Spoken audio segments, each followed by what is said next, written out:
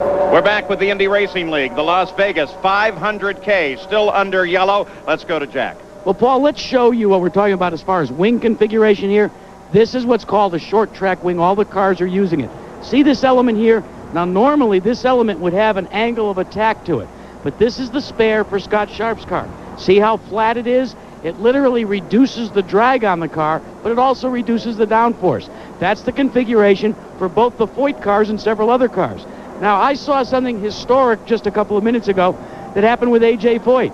A.J. wanted to bring his car in, Scott Sharp, take a gamble and take on fuel and hope that there's more extended cautions.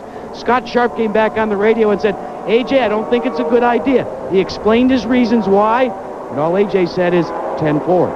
Oh, that's good. That shows that Texas is trying to work with his driver a little bit, doesn't it? Oh, I'm not going to say that he's mellowing. A little bit more explanation while we're under yellow here in Buddy Lazier's car. You hear that his motor mount broke in his engine, but his motor mount is part of the frame. Remember, the engine is part of the frame. So when the engine mount breaks, the frame really broke. Well, while we continue under the caution here, 159 laps to go with this long cleanup as a result of that three-car incident, Stefan Gregoire and Brad Murphy and Eddie Cheever. This is the Indianapolis 500 on the final lap when Roberto Guerrero spun the red car up into the fence is Alessandro Zampedri. And as a result of this, and you'll see it on a shot coming, the car really grabbed the fence with the nose. Watch this. This is spectacular, if not frightening, video. The car flips overhead. The nose gets into the fence. It caused severe trauma to his feet.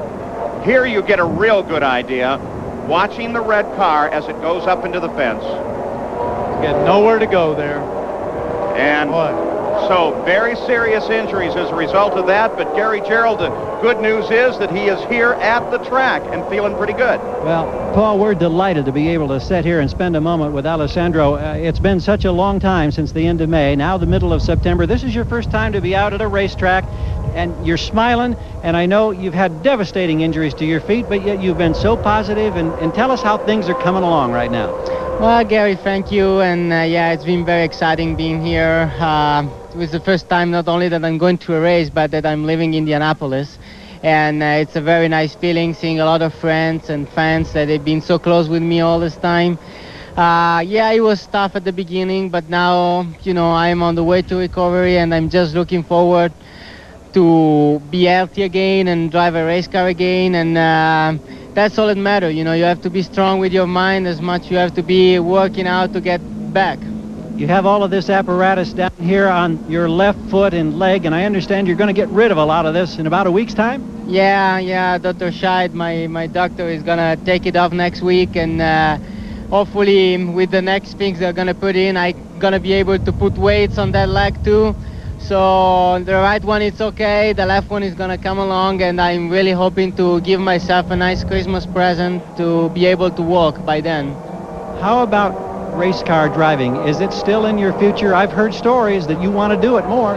Yes, I want to do it more with MyJack and all the people. We are working hard to get back, and my goal is to be back at Indianapolis 500 next year. And yes, I want to do it again because that's my life. I did it so long. I proved at Indianapolis 500 that I can be up there when you need to, and that's what I'm going to go for it. A lot of support following you all the way. We wish you the very best. Thank you, Alessandro. Thank you very much. Bye, everybody. Jack? Well, Gary, that certainly is good news, and there was some good news for Tony Stewart and Larry Curry as well. During that pit stop, Larry, you discovered a pinhole in a tire. Yeah, we knew that he went through a bunch of debris, and we wanted to play the yellow out. You know, we knew it was going to be long, and we wanted to pit towards the tail end of it. Well, he's talking to Tony right now. He's monitoring in. That's one of the things when you're doing an interview like this. 10-4. But anyway, so we brought him in, and sure enough, we had a puncture in the right rear, so we dodged one. Now, you have no choice. You've got to make it in 4 stops, right, because of fuel consumption? Yeah, 10. I mean, the way our strategy was last night, we have to do 4 stops. Well, we're going to go back to green in just less than 1 lap, guys. Well, so that stop was more than just precautionary for all the debris on the track. It was. in fact needed. The next time by, it'll be 1 finger. I think 1 finger is what Larry Curry is telling Tony Stewart there, but I think it was a precautionary on purpose. Man, you just look at all the debris was on that track. These guys had to go through it. These tires don't have tubes in them. They're also very, very thin tires, so they're easy to puncture.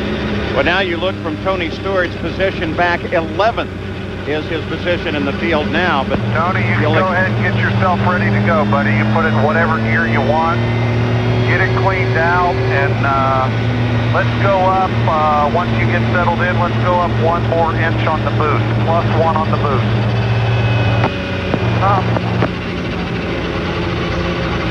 Well, they apparently think that that everything is fine in terms of fuel. They're not worried about economy there. We're ready to come back to green. There's the full running order after 45 laps, Jack. Paul, 45 is the operative number. Remember what the leader said. Derek Walker said they would go to 50 to 55. He's got to hope that there's a full course yellow in the next 5 to 7 laps, or they're going to have to make a green flag stop. And I think that may be in their future right now. So Stewart with the job of carving up from 11th place. Robbie Gordon leads the field back. Pace car is already off turn 4. Gordon picks up the pace. Gets a good restart.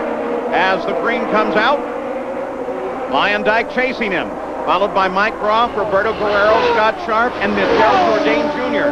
now in 6th place. I think what happened when we heard Tony Stewart's boost, he says, Larry Curry says, come up 1 inch, shows us the reason he's had those real slow starts. They've had the boost way back on it, just like we thought a little bit earlier. They're really trying to conserve fuel so they can be there at the end. And as we also said, this is last chance, Paul. This is the last race for the turbocharged engines. The white and blue car is Scott Sharp. That's Michel Jourdain Jr. The other car not a factor in this run at the front of the field. And John Paul Jr., that black car with beautiful yellow flames on the front of the car, is now beginning to close in as well on board Scott Sharp.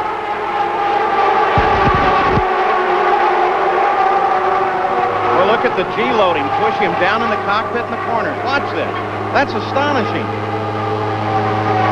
4 Gs, that's an awful lot. There's very few people, even people that fly airplanes and make sharp turns, don't make over 2.5 Gs.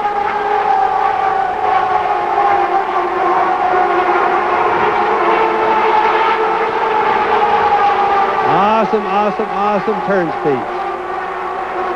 Going back now to Scott Sharp. Now, let's watch his head movement. Coming right through the trial over there. We're getting ready to set up for turn 1. Look at him. Look at it push him down. And remember, there's more sideways than there is going down. Look at him come up and you go back to the back straightaway there. Now, I'm right. Those are G-forces doing that. That's not him reaching for a pedal, as we've seen with other drivers. That's the G-forces putting him down. It certainly is, Paul. It's pushing him down a whole bunch. That's all there is to it. 4 Gs. If people just could realize how strenuous, you see the brace on the right side of the helmet there, the right side where the helmet leans up against. You have to have that. Drivers can't hold their heads up. The cars between the tires and all the aerodynamics get so much adhesion, just pitches your head to the right. All right, as we get ready now to leave Scott Sharp's car, the battle on the circuit and that white line coming through, that hopefully will tell you when we move in and out of different battles on the course. An addition that we've added for our Indy Racing League coverage. John Paul Jr. is leading a group of Jourdain, Guerrero, Stewart, who is now up to 9th, so he's managed to tick 2 positions off from his 11th starting position, and the leader already has traffic ahead, and Arie Luyendyk in 2nd place is fully cognizant of that. So Robbie Gordon, red, white, and blue car, predominantly blue. There it is on the high side with Luyendyk right behind him and closing. Luyendyk goes down to the low side, looks for position, doesn't do it there. Robbie's not going to give it up that easy, but I think what I'm seeing too is Robbie's a lot more cautious in traffic. We heard that transmission where he said that it was a little bit dangerous out there, but also he's not raced with these guys. He doesn't know them. You know, he doesn't know what their styles, what they're up to.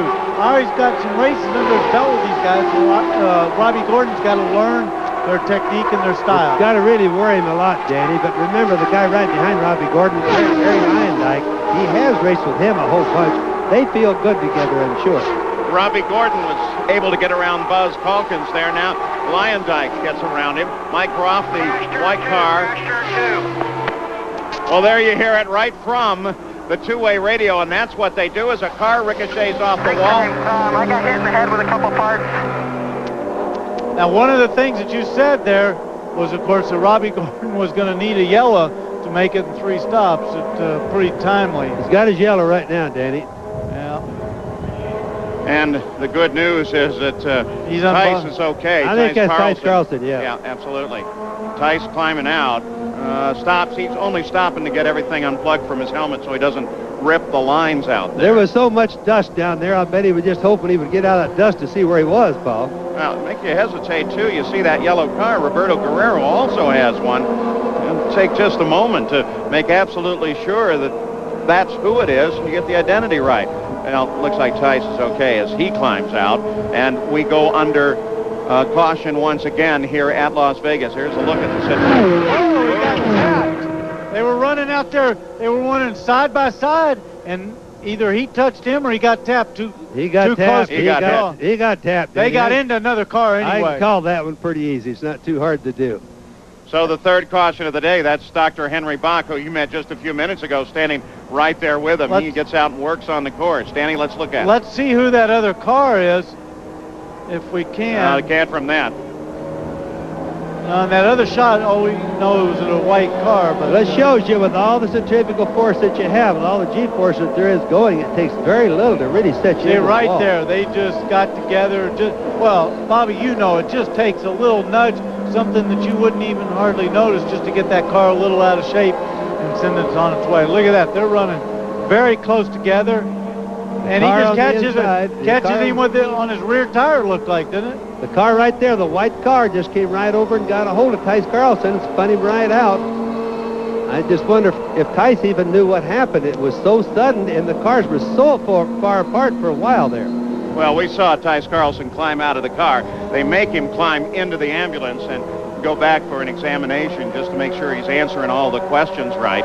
And that, in fact, he is okay, but it certainly appeared that way. You see here, too, as we watch the ambulance pull away, you got a glimpse of some people on the back straightaway on the inside of the wall. Because of the nature of the track here, they have all of the pit signaling being done from the back side of the course, down on the back straightaway. That's the guys with the board. So the yellow's out with the pits closed at the moment. And one thing we did see was all of the debris that came off of this car as well. So again, the question comes, what will the tire condition of the guys who are running through there be? Well, some of them, for example, like Robbie Gordon, we're going to expect when the track looks like it's going to open again, they're going to come in and make a pit stop for 2 reasons. One for fuel, the other one, just like you talked about, Paul, they're going to have to check, make sure that they don't get a little piece of carbon fiber or something in their tires. Third caution of the day for the Indy Racing League, the Las Vegas 500K.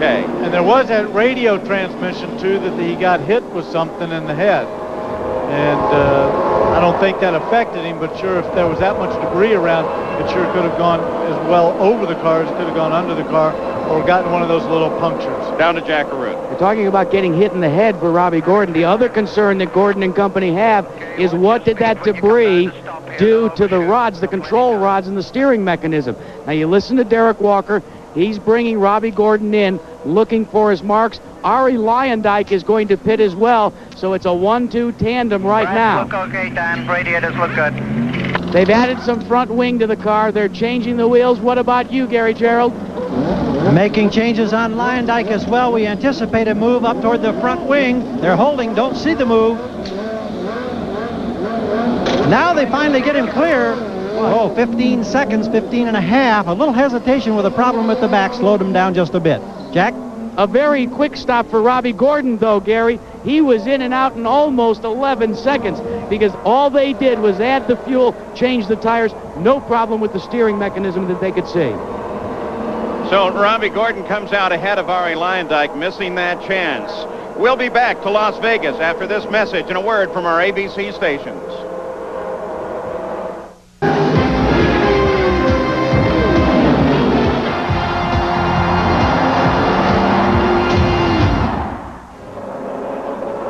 Well, the third caution of the day is still out here at the Indy Racing League Las Vegas 500K.